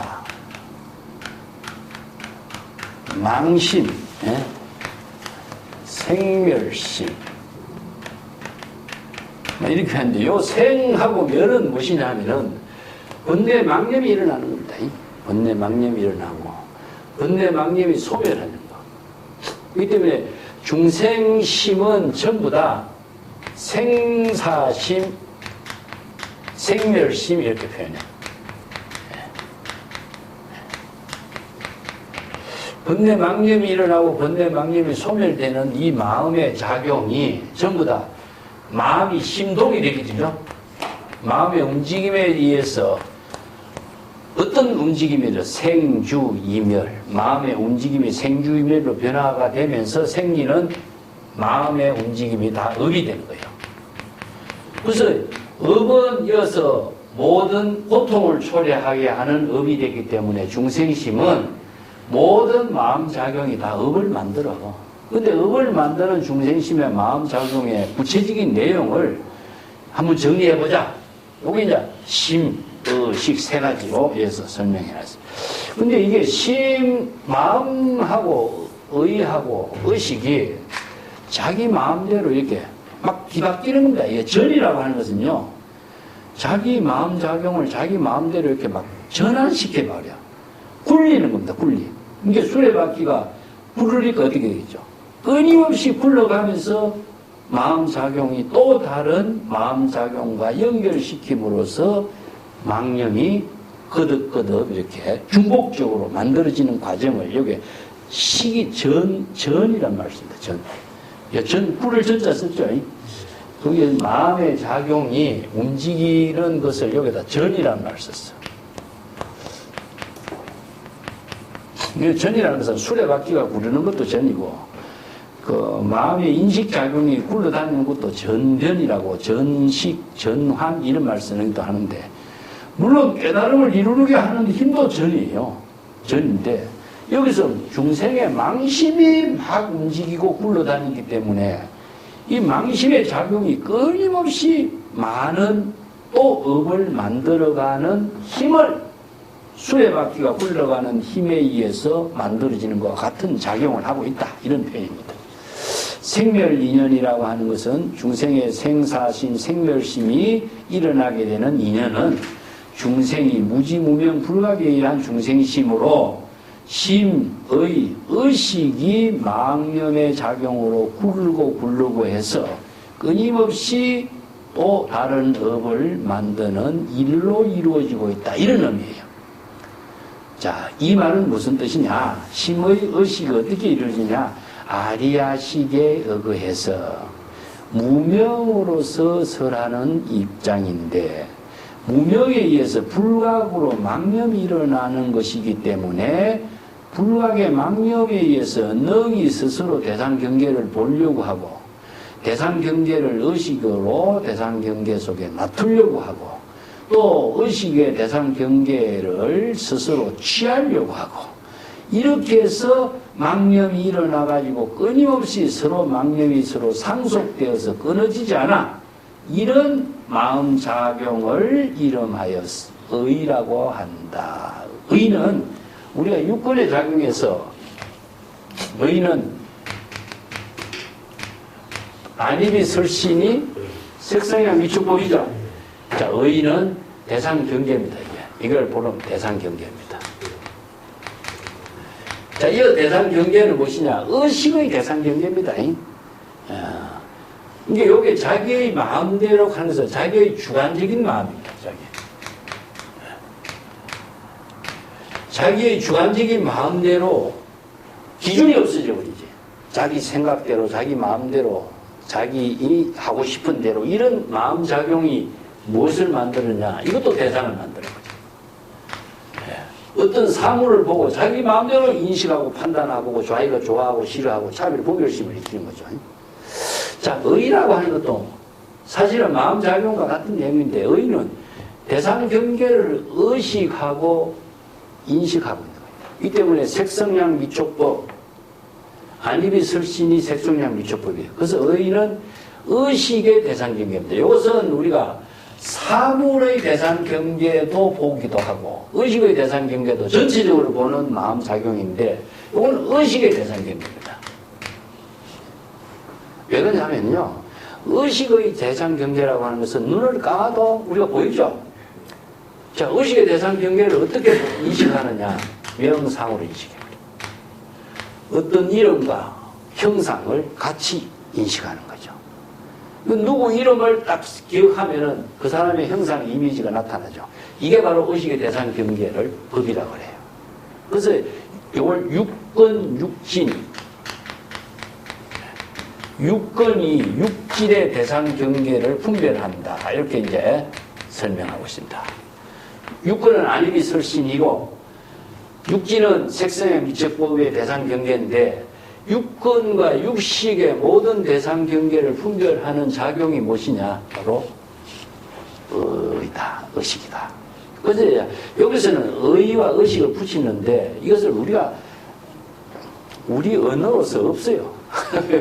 부득이 이런 한자 언어를 갖고 우리가 공부하고 이해하기 때문에 의식이란 말 쓰는데 의식의 내용을 따로따로 설명하기가 지극히 어려워요. 의는 마나스라고 하는 말도 쓰고 식은 비즈나라라고 하는 말로 쓰는데 산스크리트는 분명히 달라요. 그래서 자기의 의지대로 대상 경계의 사물을 판단하는 겁니다. 판단. 어떤 판단이냐? 좋고 나쁜 걸 판단해 버리죠. 자, 이런 심의식의 모든 마음 중생의 작용은 궁극적으로 무엇이 중생의 아리아식에 이거한 것이다. 아리아식은 우리가 앞에서 열애장의 바깥 부분이라고 그러죠. 안쪽 부분은 열애장, 바깥 부분은 아리아식이라는데 우리가 사물을 인식하는 데부터 여기서 중생심이 작용하면서 생기는 작용이라 사물을 인식하지 않고서는 우리가 현실의 모든 삶을 우리가 살 수가 없어요. 그런데 인식은 하는데 불과하게 중생심이 작용하면서 인식되면서 나타나는 것이 심의식이라는 거예요. 아시겠죠? 예, 그 작용을 여기다 설명하고 있습니다. 자, 여기에서 이 뜻은 무엇이냐? 아리아식에 의거해서 이러한 무지무명에 의해서 불각의 망념이 일어나서 나타나는 마음의 작용과 의식의 작용과 의식의 작용이 끊임없이 전환되고 있는 사실이 생멸인연을 만들게 된다는 사실이다. 그렇기 때문에 궁극적으로 아리아식이 인식을 하지만 인식하고 있는 아리아식은 근본 순수 인식이지만 그 순수 인식에 무명이 작용되면 어떻게 되겠어요? 자의식에 무명이 작용되니까 불각에 무명이 작용되니까 중생심이 되어버린 거예요. 그러니까 중생심이 작용된 인식작용이 불각의 망념의 작용이 일어남으로 해서 뭐가 하나 생기냐? 스스로 대상경계를 보려고 하는 인식작용이 심의식으로 작용해버리고 또 능현, 자기의 마음작용으로 대상경계를 마음대로 나타내게 이게 법입니다. 이게. 현이라고 하는 것은 의식의 대상경계에 나타나는 걸 말해요. 능현. 자, 우리가 어떤 생각을 갖고 싶다, 보고 싶다, 하고 싶다 이런 생각이 일어나면은 궁극적으로 언어로 인식하지만은 궁극적으로 의식의 대상 경계에 언어와 함께 나타나 이미지가 이게 현이에요. 현.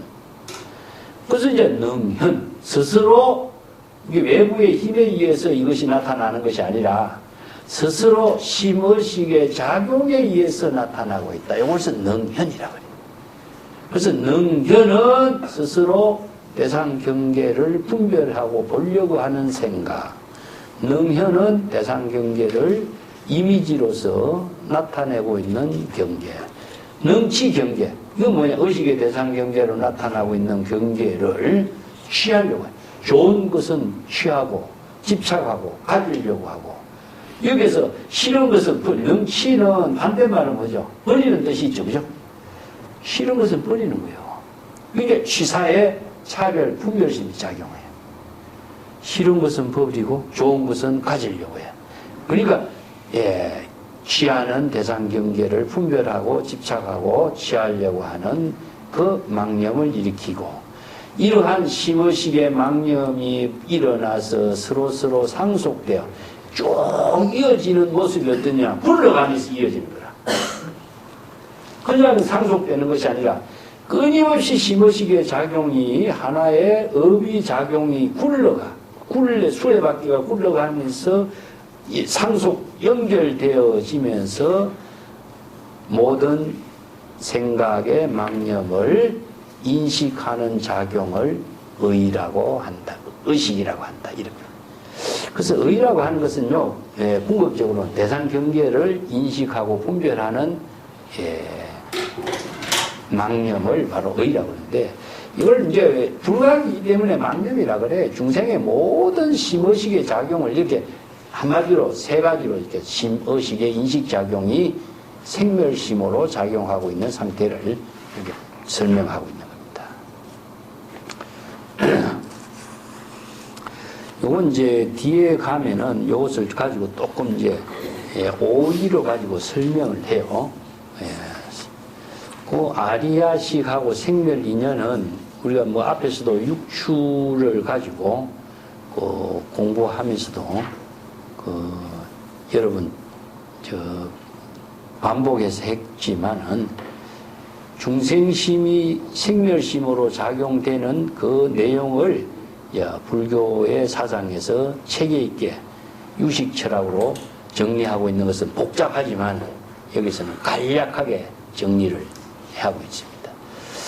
교재 347쪽에 한번 봅시다. 아리야식에 대해서 우리가 다시 한번 봅시다.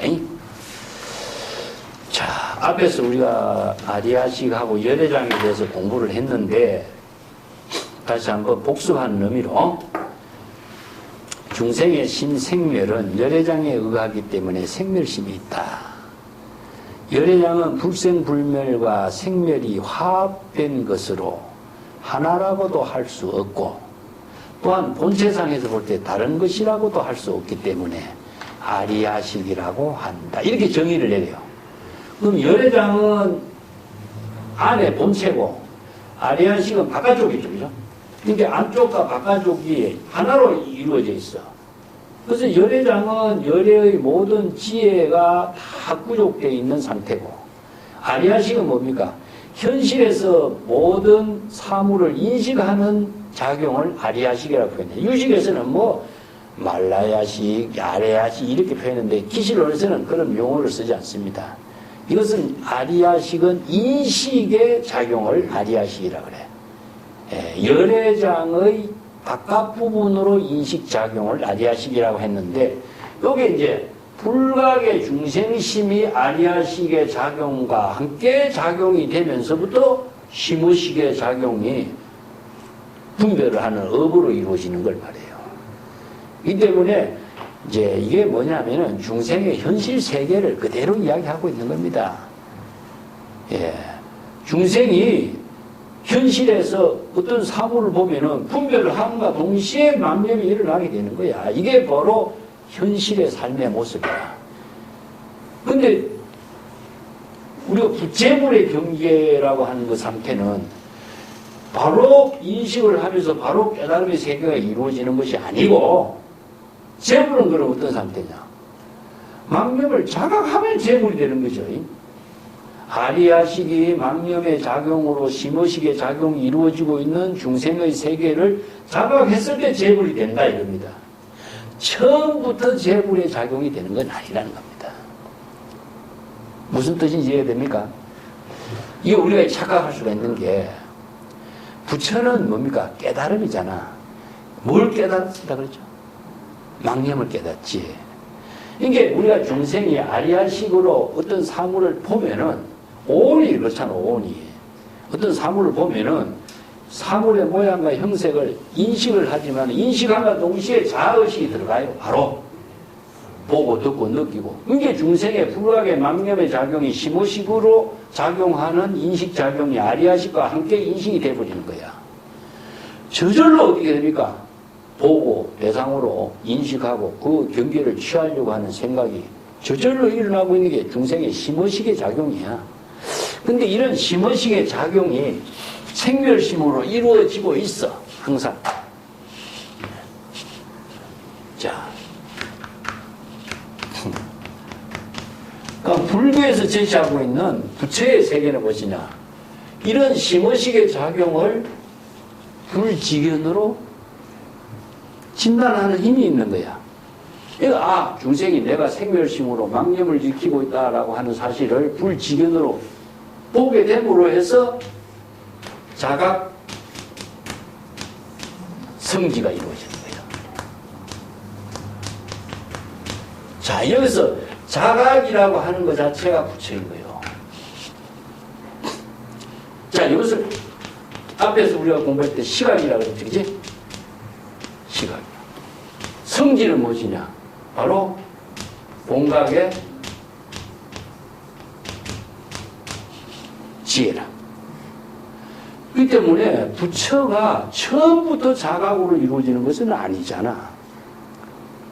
아리아식으로 우리가 사물을 인식함과 동시에 불각의 중생심의 심의식의 작용이 먼저 작용이 되는 거예요. 그것을 불지견으로 자각했을 때에 부처가 되는 거예요. 그래서 부처가 여기에서 자각을 해서 설법을 하고 방편법문을 제시함으로 해서 자기 본분사가 되는 거예요. 아시겠죠? 이 구조 체계가 불교의 수행 체계인 거고 중생과 재물의 세계의 구조입니다. 그런데 우리가 깨달음, 부처 이런 말을 수없이 쓰고 있지만은 그 깨달음과 부처, 재물, 일대사, 본분사라고 하는 말의 내용의 구조 체계가 뜻과 의미가 어떻게 이루어지는가를 사유를 안 하니까 말은 아는데 내용은 막연하기도 하고 잘 모르기도 하고 애매하기도 하고 그런 거예요. 그래서 깨달음은 어떻게 이루어지냐? 중생의 망념을 깨닫는 것이다. 망념을 깨닫는 것을 불교에서 우리 앞에서 볼 때 시각이라고 그랬고, 시각은 수행이고 발심 수행이고, 본각은 본래로 되돌아간 상태고, 청정한 본래로 되돌아간 경지고. 그럼 본래로 되돌아가면 집에서 뭐 해야 되겠죠? 자기 지금 여기 시저진년에 본분사를 해야 되는 거죠. 그 본분사를 하는 일이 뭐겠어요? 바로 방편의 지혜로 본분사를 하는 일은 설법하는 것이고 지혜와 자비의 공덕행을 하는 일이에요. 자, 이게 제법 실수한 법이라. 예. 제법의 모든 본질이 다 시절 인연과 함께 지혜로 작용하는 생명활동하고 있는 그 법을 써내놓은 것이지 이건 누가 만드는 법이냐 이거죠. 이 때문에 중선에서는 깨달음을 늦게 깨닫는 것을 문제로 삼았고 안타깝게 생각하지. 예? 그 깨닫지 못한 상태를 갖고 염려하지 마라. 깨달음이 빨리 깨달음을 이루도록 하는 것이 수행의 핵심이라는 거야. 그 동산양계가 그런 법문래. 근데 자각을 하지 못하면 중생심으로 쭉 사는 거고, 자각을 하면은 재불의 본분사의 삶을 사는 거예요. 그 관계를 여기서 설명하고 있습니다. 예. 그 많은 사람들이 부처는 처음부터 부처로 사는 것처럼 착각하고 있는 거야. 그렇지?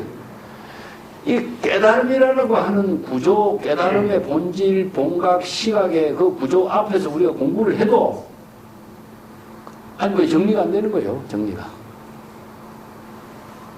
그래서 아리아식이라고 하는 말하고, 아리아식은 사물을 인식하는 거지만, 인식을 한다고 하는 것 자체는 우리가 현세의 차별 세계의 삶을 살고 있는 그 실상을 이야기해요. 그 실상이 대상과 사물을 분별하면서 우리가 현실의 차별 세계의 삶을 사는 모습이다, 이거죠. 근데 그것이 그럼 없애야 되느냐? 그렇지 않습니다. 나는 그렇게 한다.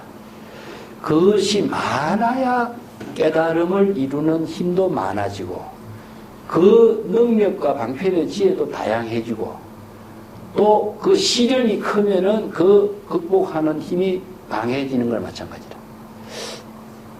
그 유명한 도도새 이야기 있죠, 도도새. 도도새 이야기 모릅니까? 그 네덜란드 네덜란드 언어로 도도새란 말은, 도도라고 하는 말은 어리석다는 이야기예요. 그 새가 숲에 살다 보니까 날마다 남의 공격만 당하고 잡아먹히고 하니까 두려워서 여행을 떠나서 어디로 갔느냐? 섬에 가버린 거야. 섬에 가니까 자기를 잡아먹고 공격하는 적이 하나도 없는 거예요. 그러니까 야, 여기가 정말 살기 좋은 낙원이구나 생각하고 그 섬에다가 이제 살게 된 거죠. 이게 날아다니던 새가 날아다닐 필요가 없어. 도망다닐 필요도 없고 공격받을 일도 없고 하니까 먹을 것도 지상에 이렇게 많고, 이게 새가 이제 날개가 점점 퇴화하고 몸뚱이는 점점 커져가고, 칠면조가 보통 크기가 한 6, 7kg 되는데, 이 도도새라고 하는 새는 몸집이 뭐 12kg, 2, 3kg까지 컸다네. 지금은 없어져 볼 때 이제 전설상으로 뭐 박제로만 남아있는 새인데, 그 이야기가 제시해 주는 것이 뭐겠어요? 적이 없으니까 새는 날아다니는 본성으로서 생명을 유지해야 되는데 본성이 퇴화되어 버린 겁니다. 적이 없으니까. 궁극적으로 몸집이 커지니까 날지 못하고, 몸집이 커지니까 거기에 이제 섬에 그 배를 타고 가던 사람이 섬에 정박해 가서 보니까 적이 없이 살던 새니까 누가 와도 적으로 생각 안 하니까 도망도 안 가잖아요. 그러니까 잡을 필요도 없어. 주워다가 잡아먹는 거지. 그러니까 뭡니까? 칠면조보다 더 큰 뭐 고기를 잡아먹을 수 있으니까 그 새가 살아남겠어요. 그 간 사람마다 새를 다 잡아먹으니까 새는 전부 다 없어져 버리니까, 멸종돼 버리니까.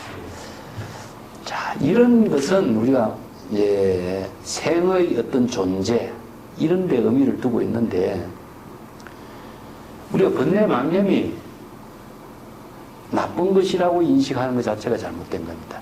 자신의 새로운 지혜를 만들게 하는 에너지다.